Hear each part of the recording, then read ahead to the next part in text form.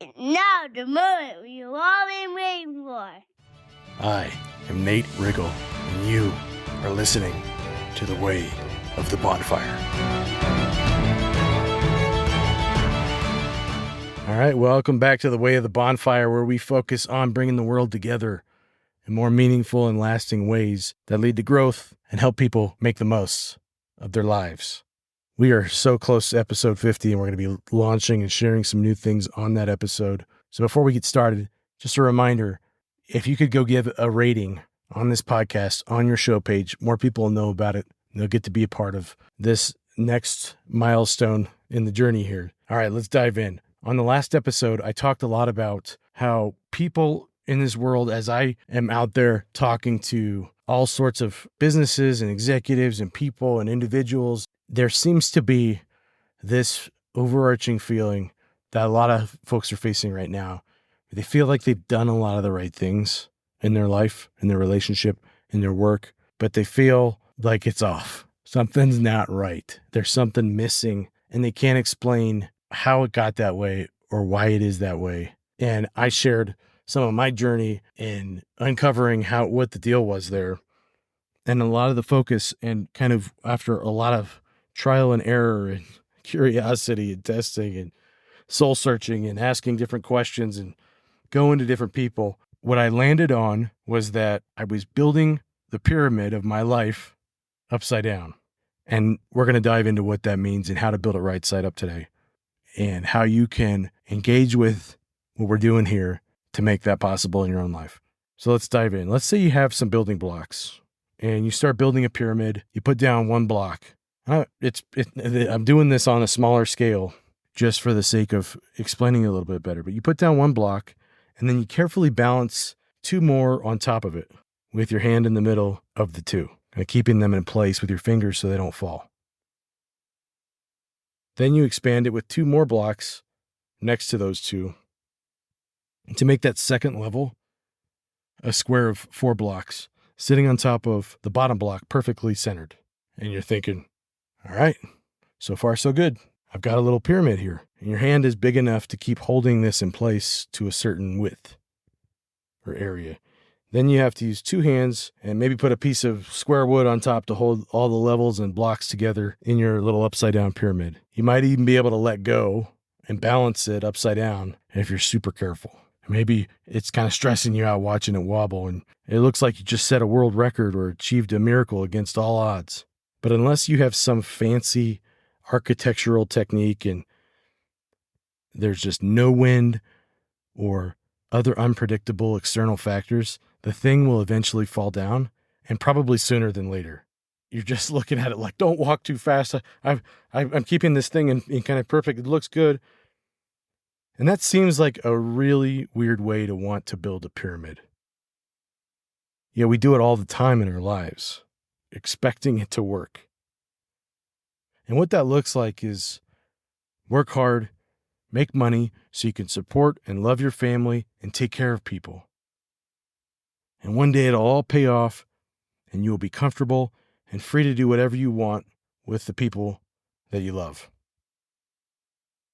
In my professional life, I've been to so many seminars and rah-rah corporate company kickoff meetings with executives who say, our job is to win, because when we win, we are not just making money, but supporting thousands of families, helping our clients and businesses in so many ways.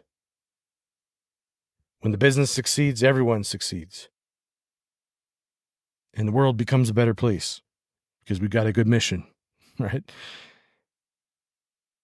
It seems to be pretty sound logic and foolproof on paper. But if you ask yourself, why would someone want you to think this way? Is it to catch this vision and be supported?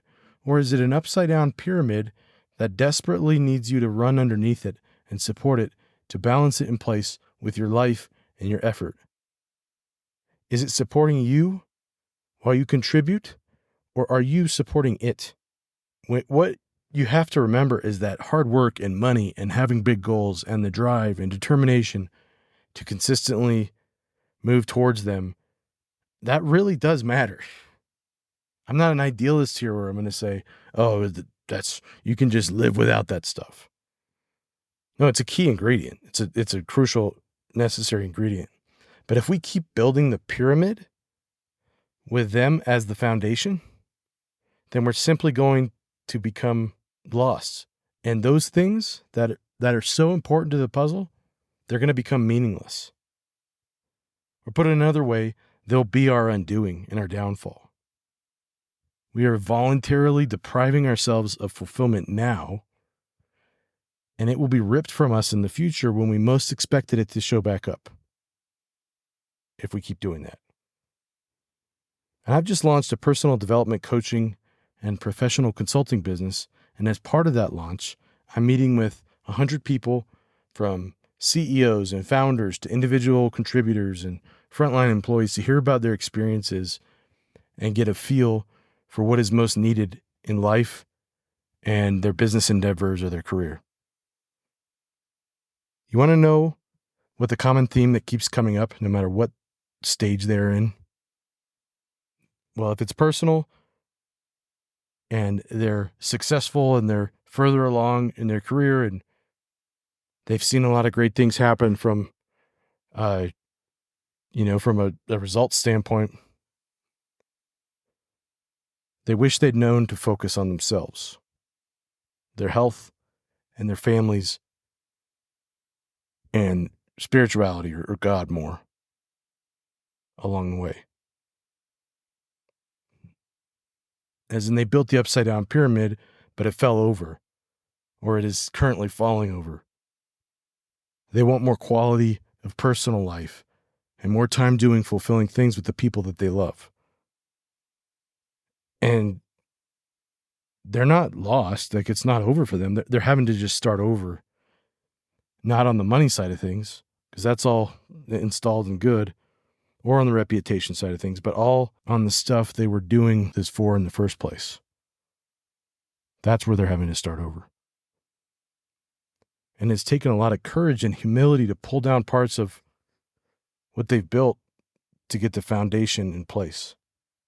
Or if they're earlier in their career, on the personal side, they usually just want more money and rank and status, and they want to still be able to focus on themselves and their health and relationships more, but they're so fixated on making a name for themselves and cutting their teeth and earning their keep. So they're hustling to put in the work, but they're overwhelmed with obligations and asks from every single angle already, especially as they add like a family and a spouse and children and new responsibilities. And what they're saying is, as soon as they get fill in the blank, a promotion, make this much money, this new title, acceptance into this college, this program, this group, then they tell themselves to be able to pivot back to focusing on those things again, those things that matter to them.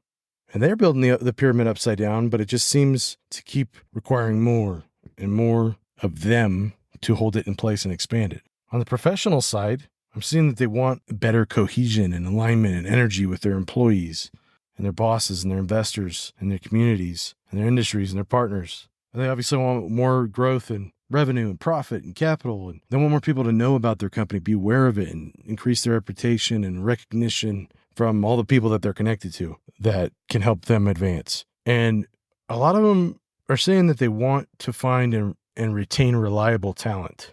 And they want to be able to not have to be in their business every single day, but focus more on life as a whole, or more strategic plans and conversations. And if they're younger, they want more love and acceptance and money and influence and status and achievement that they could hang their hat on. But again, money and hard work are a key ingredient to anything we want. But it is infinitely more important what order of priority and where we put our money, hard work, sacrifice, effort, attention, focus, and time the most.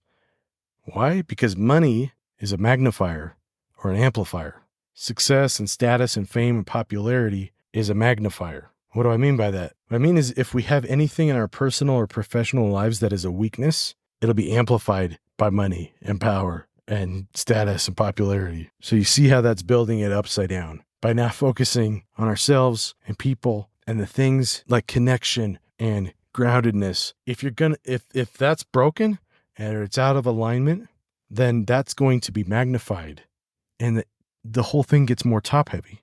So how do you build a pyramid? One block at a time, right? Great mantra. But that's not good enough, because you might be building it upside down. Consistent effort is not even good enough. What matters is, what do you have on the base? Is the base of your pyramid built of things that matter to you, like deeply matter, and that last? Do you have cracks in your mind and heart that you never took time to look at? Are you working on yourself, your health, your relationships, your mindset, and your contribution and connectedness in your community? Are you taking the time to build love with your family and making sure that every day you keep those blocks aligned and in place? Are you working to become a better human, or just one with more money? If you say, yes, I am working on being a better human, then what is your plan to keep that foundational priority strong while you build? Are you asking the right questions and still staying curious to check in on it? Or are you so focused on getting the next level built that you're letting blocks on the base shift out of place, thinking you can just come back after you've put the top block on and fix that later? As you approach the peak, are you getting careless like we all do? Are you sure you have it all figured out and under control? Is that just your perspective? When was the last time you got perspective from someone else? And if you say recently, when was the last time you got perspective and help from someone with a totally different angle than the same advisors and partners you've gotten comfortable with? Who else are you involving in the planning and vision and building of this along the way? Have you kept the master architect involved, or did you think they were no longer needed at a certain point? If you feel like you don't know where to start or how wide the foundation needs to be, or you've built a pyramid upside down, I want to let you know that we have all been there, and we're anxious to help you get it built right, either from the beginning or to help you rebuild in a way that works, personally and professionally. Let me help you connect the dots, introduce you to the right people, resources, partners, communities, or give you some coaching to help you stop building it upside down. I don't know how all the pyramids of the world were built, but I know they were not built by one person doing it by themselves, and they certainly are not built upside down. So reach out and book a call, and we'll find a starting point, or I will at the very least point you in the right direction and connect you to someone who can. Look, I may get on the call with you and say, I see what you're dealing with here. This person, this community, this group, this resource is where you should start. Stop cheating at solitaire. In fact, play a different game that's not so lonely. On the next episode, I'll be introducing you to how you can do all these things and get more involved, either in the community or book a call with me. Go get them. Hey, thanks for listening to this episode. I love the chance to make your day better in some way, whether that ends up being just a quick reset that you needed to change things up, or even just a laugh or some fresh perspective. If you're getting value out of it, can you please do me a favor and share it with someone else? Because as more people find and listen to the show, I'm able to bring more good stuff more often. It is the fuel to the bonfire. Also, I'd love to hear your feedback and any thoughts or ideas or questions you have so we can be more connected and make the show even better with your input and your inspiration.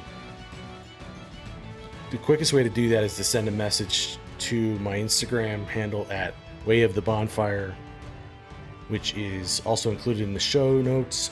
And if you just want to avoid accidentally scrolling on social media, you can send me an email at nate@weighofthebonfire.com. And you know it, but make sure you click that follow button so you can catch new episodes as soon as they're available. Keep tending the bonfire, and we'll see you on the next one.